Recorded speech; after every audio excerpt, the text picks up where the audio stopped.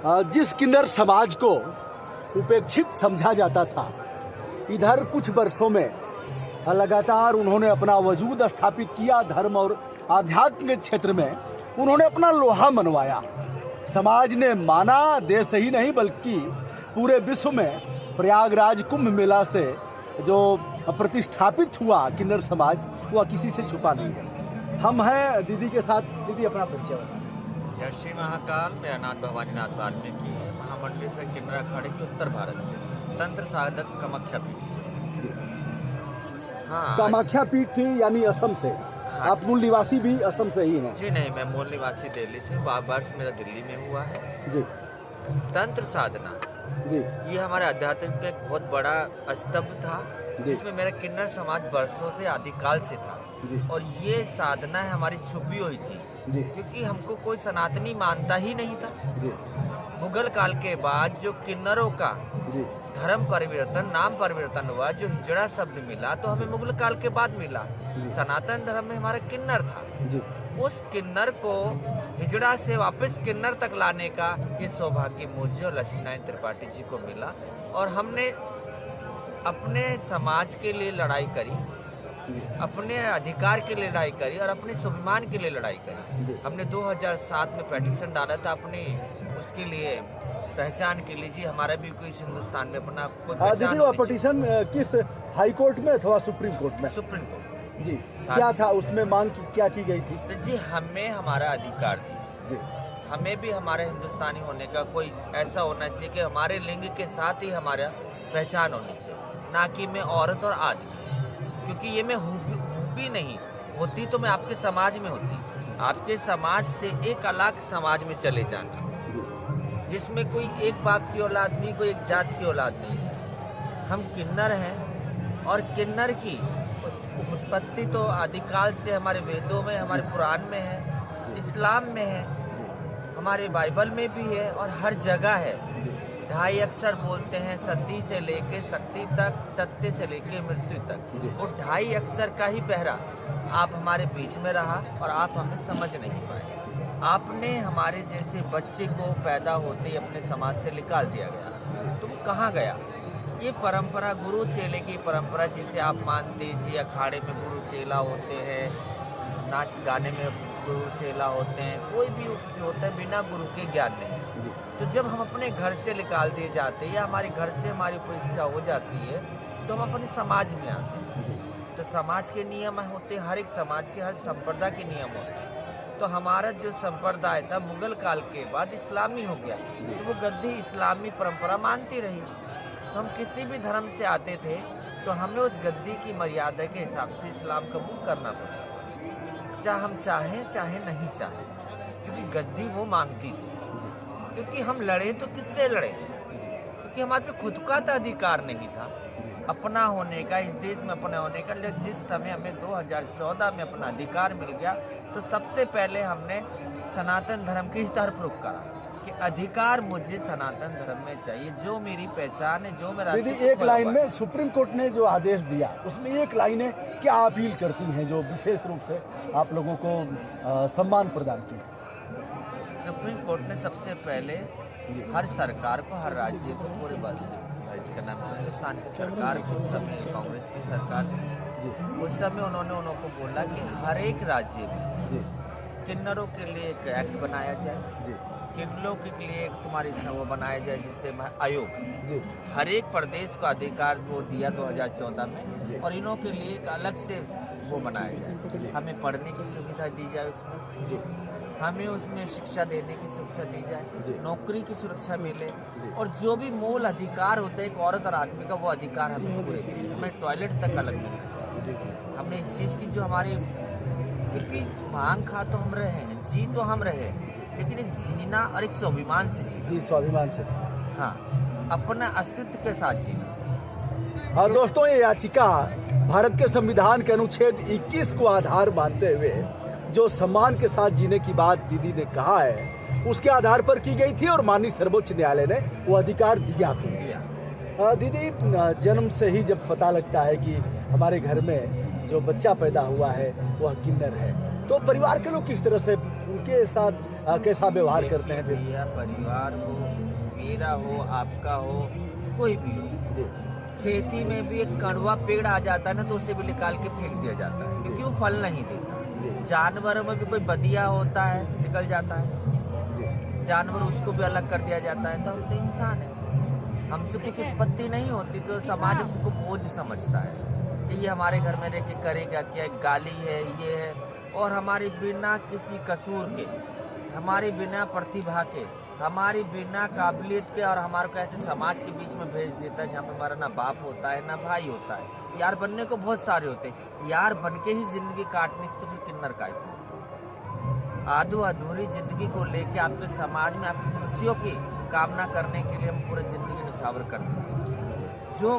मुगल काल से पहले किन्नरों का स्थान मठ और मंदिर में था दुआ देने का, वो हमसे ले लिया गया, तो फिर अपने घर जा जाके देना पड़ा। तो किन्नर दो ही दुआ देता, सदा सुहागन कर लंबी उम्र का, बच्चा होता तो जाती, शादी होता तो जाती, तुमने मंदिर छीनी, मैंने घर पकड़ लिए, खाना तो तुम्हारे से ही है। देखिए यह बातें भीतर से आई हैं कि हम उपयोगी नहीं थे इसलिए हमें बाहर कर दिया जाता था। दीदी जो सम्मान मिला आप सभी ने लड़ करके, जो सुप्रीम कोर्ट से लेकर के समाज से लड़ करके जो प्रतिष्ठापित किया आप सभी ने सम्मान, उसके बाद परिवार वाले कैसे फील करते हैं? देखिए मेरे को तो मेरे परिवार का सपोर्ट था, लक्ष्मी को परिवार का सपोर्ट था, तो शायद हम ये लड़ाई लड़ सके। क्योंकि हम कितने भी हों, परिवार की सपोर्ट होता है तो उसके हिसाब से हम लड़ सके। उन्होंने हमारे को रोका नहीं, उन्होंने हमसे अटैचमेंट रखी, हमको जोड़ के रखा, तो हमें लगता था कि हमारा घर भी है। तो इस हिसाब से हम आज वो जिंदगी के भी मेरे भाई बहनों को इज्जत है और हम किन्नर हमें नहीं है, हम क्यों छोड़ रहे हैं? साधु भी तो घर छोड़ देता, उसको क्यों इज्जत से देते? क्यों गुण है?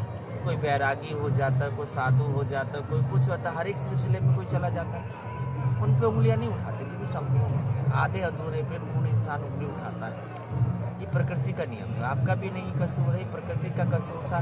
लेकिन कहते हैं ना, गंगा को नीचे आना था और भागीरथ को जस पाना था। कलयुग इस समय अपने चरण पे है, और 14 वर्ष वनवास के बाद रामचंद्र जी ने बोला था कलयुग में किन्नरों का राज होगा।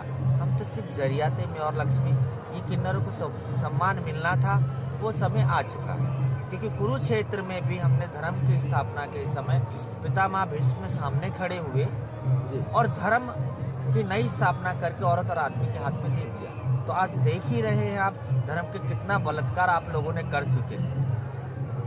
कोई बेटी की वो नहीं रही, क्योंकि बेटी पैदा करने वाला बेटी बेच रहा है, औलाद करने वाला बम बना रहा है, औलाद पैदा करने वाला दारू बना रहा है, औलाद पैदा करने वाला भाई को भाई से लड़ा रहा है। एक किन्नर ही ऐसा है जो हमेशा खुशी की ही दुआ करता है, चाहे वो हिंदू हो चाहे मुसलमान हो, सबकी दुआ करता है। सुबह अपने घर का दरवाजा बंद करके आपके दरवाजा खटखटाने आता है, क्योंकि मुझे परमात्मा ने आपकी दुआ के लिए बनाया है। और इस समय धर्म में किन्नरों की बहुत ज़रूरत थी, तो किन्नरों को आना। हाँ दीदी, अपने समाज के जो नए लोग हैं, नई जनरेशन के लिए उन्हें शिक्षा मिले, वो अभी अच्छे पदों पर जाए, इसके लिए क्या संदेश? देखिए 6 साल हो चुके हैं, 7वां साल रख रहा है हमें, और इस बीच में हमारे अभी 1600 के करीब कह रहे कि बिहार में भी कांस्टेबल और एसपी के उस पर रखे जा रहे हैं। बॉम्बे सरकार भी कह रही है, और साउथ की तरफ तो बहुत पहले हो चुका। यूपी सरकार ने नोएडा में ट्रांसजेंडरों को मेट्रो के अंदर नौकरी दी है। यानी समाज बदल रहा है, क्योंकि समाज जब तक नहीं बदलता जब तक मैं नहीं चाहूँ। पहले मैंने बदलना चाहा आपके समाज के लिए, मैं बदली तो आपके समाज ने मुझे अपनाया। और राम किसी के लिए नहीं आता, राम खुद बनना पड़ता है। ये कहावत है कि किसी के लिए राम आएगा, वो अहिल्या थी जिसके लिए राम आएगा। ये कलयुग है, यहाँ पे खुद राम बनना पड़ेगा और अपने लिए ही लड़ना पड़ेगा। और लड़ाई सिर्फ शिक्षा से जीती जा सकती है। हम ताकत से क्षेत्रफल सीख सकते हैं और चोरी करके हम बहुत कुछ खजाना जोड़ सकते हैं, लेकिन उसमें अधिकार नहीं मिलेगा। अधिकार सिर्फ शिक्षा से मिलेगा, और मेरा समाज शिक्षित हो रहा है, और आने वाले समय पे शायद हम समाज के अच्छे काम आ सकें। और इस कोरोना काल में भी देखिए, मेरे किन्नर समाज ने दिल खोल के जितनी उनकी शक्ति थी उतना उन्होंने दान किया। हम भी पूरे महीने 2 महीने लगे रहे, और जितना जितना भी हमसे जोड़ा गया या आप लोगों से रहा जो हमारे पास है, क्योंकि हम जिंदगी भर मांग के खाने वाले थे, तो हमने भी कहा कि आज हमारा मौका है तो हमें देना चाहिए। तो हमारे पूरे समाज ने दिया। शायद ये चीज़ आप लोग तक नहीं पहुँचेगी, लेकिन बहुत सारी जगह ऐसी हैं, क्योंकि वर्ल्ड के 30 के अंदर मेरे किन्नर समाज का भी नाम आया, लक्ष्मीनारायण त्रिपाठी का भी नाम आया कोविड के उसमें। तो इसमें हमको खुशी होती है कि भाई आज हम इंटरनेशनल भी पहुंच रहे हैं और एशिया प्रोजेक्ट करते हैं। और मैं खुद इंटरनेशनल फिल्म फेस्टिवल की जूरी मेंबर हूँ 170 देश की। जी, विदेशों में भी जाना हुआ है? देशों में भी जाते हैं। और एंशिएंट टाइम में तो मेरा फ्रंट बुक था अनविजिबल लाइफ, तो उसका फ्रंट पेज मेरा था और पूरा एंशिएंट टाइम में वो पुस्तक। दीदी, शैक्षिक योग्यता के बारे में जानना चाहूँगा कुछ। मेरी पढ़ाई लिखाई अनपढ़,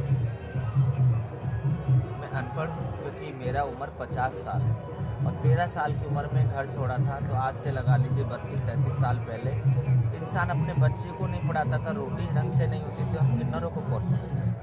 लेकिन आगे जो जनरेशन आ रही है उसके साथ ऐसा मैंने स्वयं अपने 2-3 बच्चे, एक तो मैंने मैकेनिकल इंजीनियर ही बनाया किन्नर को, 2-3 फैशन डिजाइनर भी हैं। तो ऐसे नहीं कि हम नहीं हैं, जो हमें नहीं मिला कोशिश करते हम अपने आने वाली जनरेशन को दें, क्योंकि जब तक मेरी जनरेशन आएगी नहीं, शिक्षित नहीं होगी, तो सोचिए कि हम आपकी बराबरी नहीं करेंगे। समाज में आना है तो शिक्षित होना पड़ेगा, और ये कोशिश हमारी ही है कि यहाँ तक लाए हैं तो आगे भी लेके जाएं।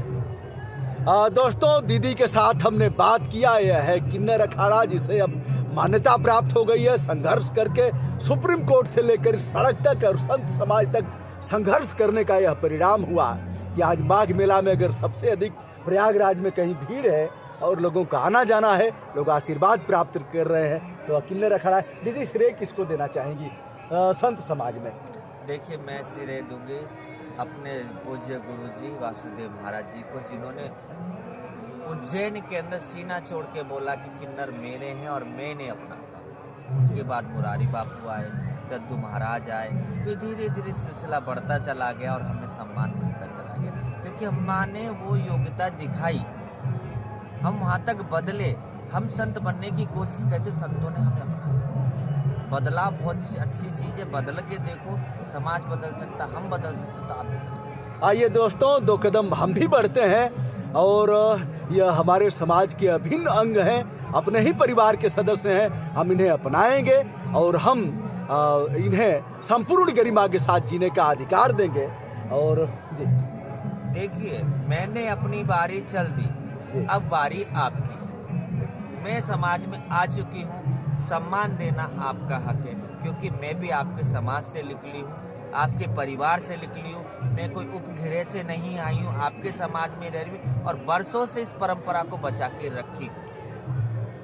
ठीक है, तो अब बारी आपकी है। विनम्रता के साथ आपको दिव्य प्रणाम। मैं हूँ ब्रजभूषण दुबे, यूट्यूब चैनल ब्रजभूषण मार्कंडेय से, और संवाद टीवी के युवा पत्रकार, स्वतंत्र पत्रकार सूरज तिवारी के साथ बहुत बहुत धन्यवाद, सादर प्रणाम। जय श्री